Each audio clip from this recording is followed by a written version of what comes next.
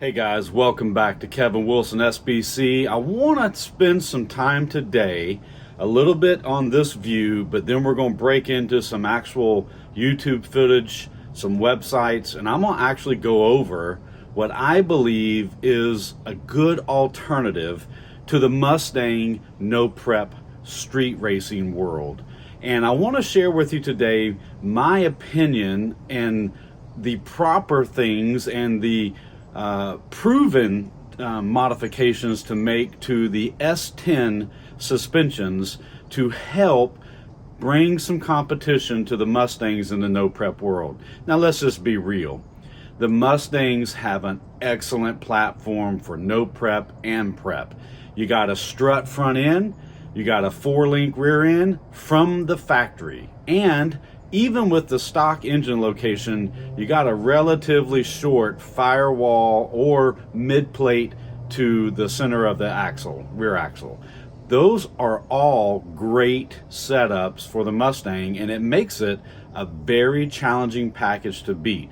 However, you know as well as I do, you can look at Mac TV, you can look at Nickky Bobby, you can look at the Street Racing channel, Billy on the Street Racing channel, and the Mac TV crew, and Nickky Bobby, they all have figured out how to make these S10s really work. And I actually believe there's some things about the S10 setup that is even more advantageous than the Mustang. You're not going to want to miss this video. This is going to be a very informative video and give you some solid alternatives to the Mustang setup.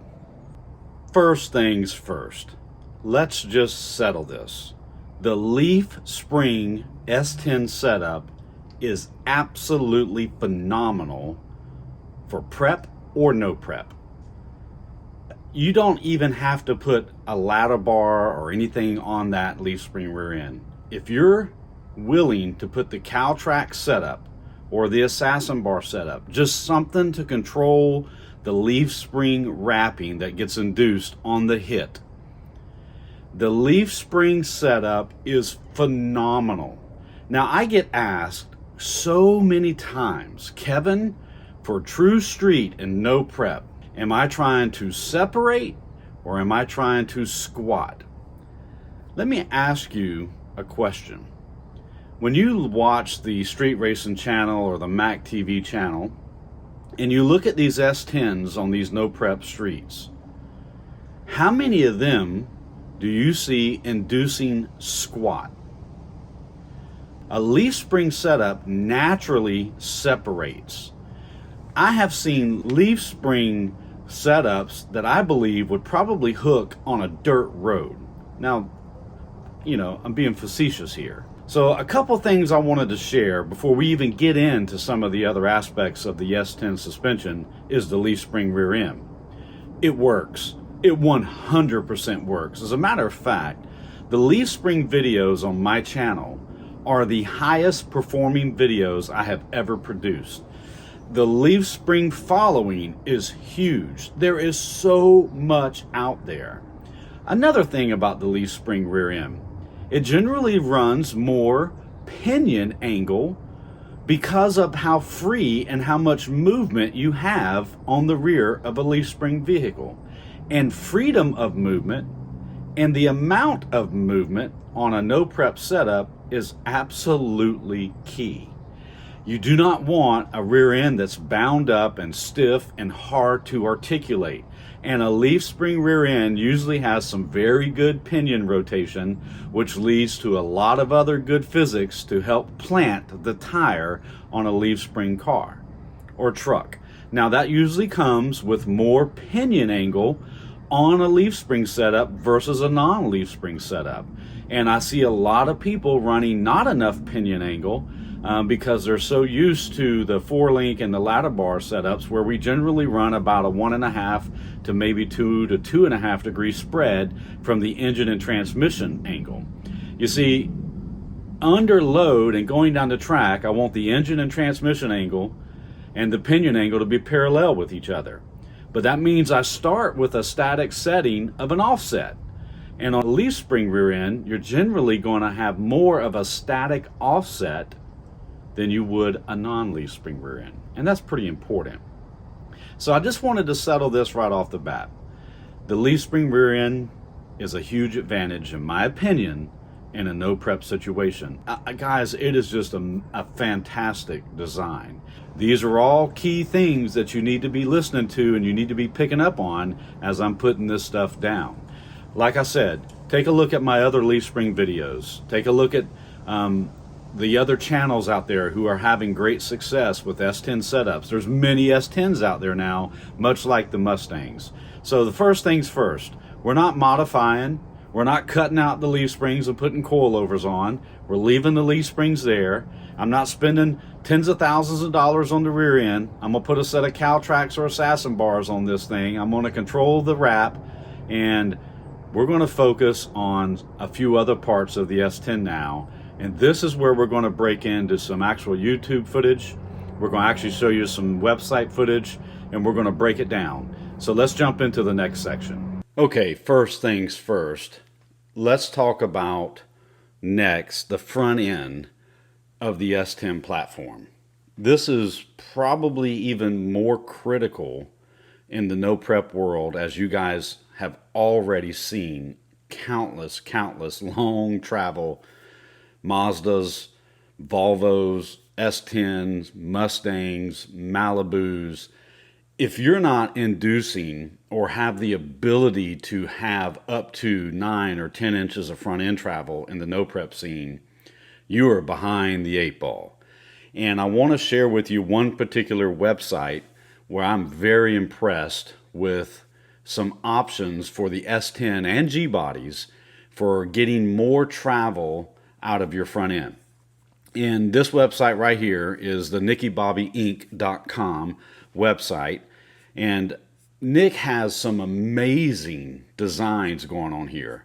And I just have to tell you, if you have an S-10 platform or a G-body platform, and you're getting ready to do no prep, or you are in no prep, or you want to be more successful with no prep, you must be looking at how do you get more front end travel, and at the same time, how do you keep control of your bump steer, and how do you get that kind of travel with upper A-arms and lower A-arms.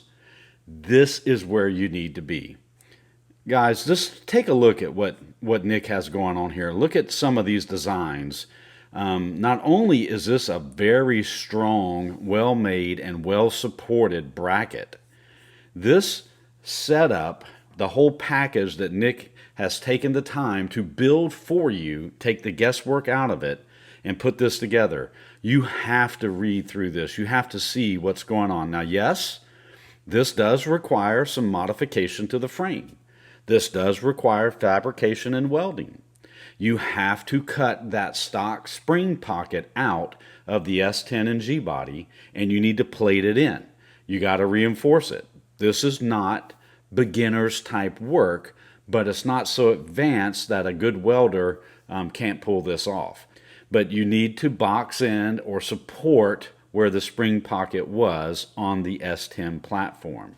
Not only that, to get even more travel with the upper A-arm, if you talk to Trick Chassis and tell them what you're doing, they will include a thicker wall tubing on the upper control arm and eliminate that upper crossbar so the upper A-arm can even have more travel down. You see, on a stock S-10 and on the stock Malibus, the upper control arm is going to hit the spring pocket and the frame before you get to use all this travel.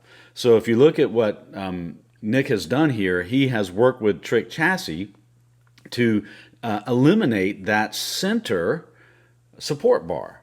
But when they eliminate that center support bar, they do make the control arm out of a thicker wall tubing. They include a 1-inch longer ball joint. Guys, I have front end videos where we talk about the advantages of a 1-inch longer ball joint to keep the upper and lower control arm arcs in the same position so that you're not twisting and pulling the spindle in and out and creating all this negative and positive camber swing as the front end articulates up and down. Not only that, Nick even has information in here on the bump steer kits that you can look at. to keep things in line with the arcs and the travel. I just did a suspension video from the in-shop work a couple weeks ago that you can go look at on my channel, where we had a car in the shop that was severely not safe because of the amount of bump steer as the front end articulates up and down, and the amount of toe change that's going on here. Before I show you the videos of this S-10 launching and as talking through that, I wanted to explain that this is the gap train. You can see this on Nickky Bobby's YouTube channel, and Adam still runs this on the Mac TV YouTube channel. Nick is showing you here his first prototype, and the truck today does not have what we just went over on Nick's website. But this is what led Nick to the design of what we just went over on the website. So I just wanted to give you that disclaimer up front. Let's take a look at some of these videos of the S-10 and some of these S-10 videos out on YouTube at how they leave. And first of all, you can notice on the rear end that these cars are all separating on the rear end. It's not pulling the chassis down over the tires and creating a bunch of shock compression. It's actually trying to extend the shocks on the hit. Okay, we talked about that a second ago. But notice how smooth the front end comes up during the run, and notice how much the front end comes up during the run. That kind of front end travel, you are moving, theoretically, moving weight to the rear of the car. But right now we're just focusing on how do we get this front end to come up, and how do we get it to come up and stay up so that we're putting more weight on the rear tires, on the rear slicks, or hard tires for that matter, in a no prep type scenario. So as we look at some of these videos of these cars launching, this is very important.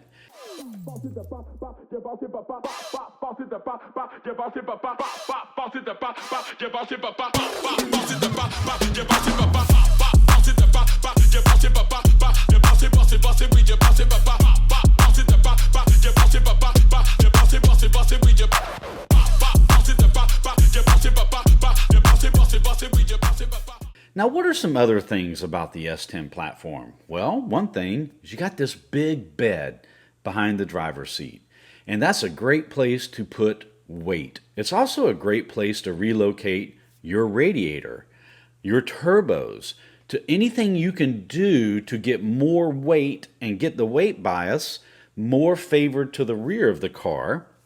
And then even if you can get more than 50% of the weight on the rear of the car, you got this huge bed back there where you can do a lot of creative things. Your fuel cells back there, you can locate the fuel cell over the axle, behind the axle, in front of the axle. You got a lot of options to play with on where you move a 5 or 8 gallon or more fuel cell.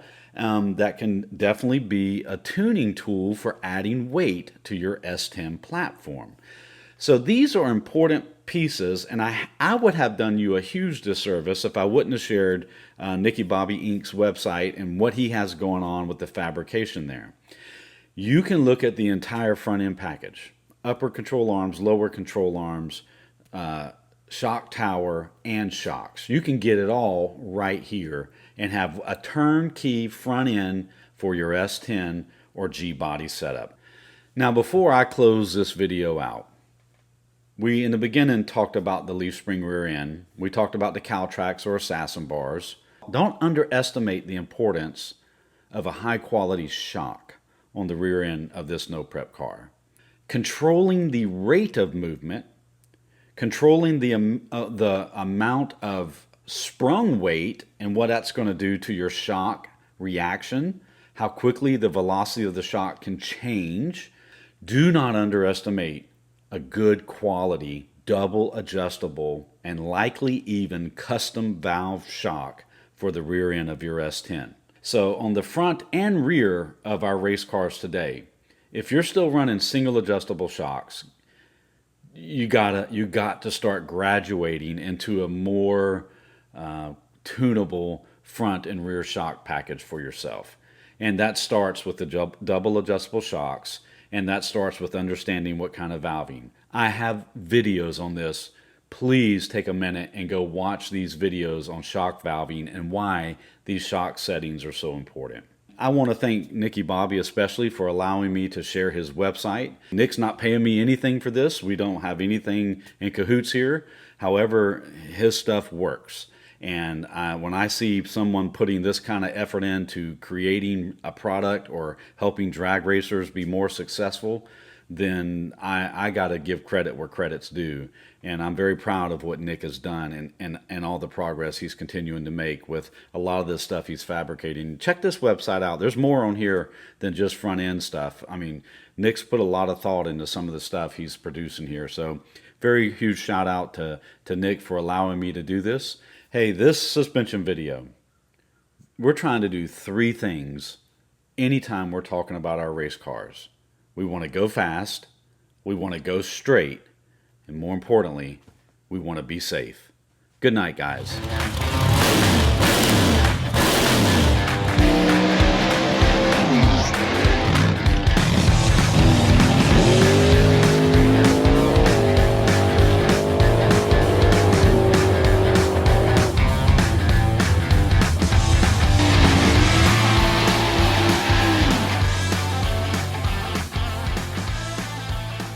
Tu, tu, tu, tu.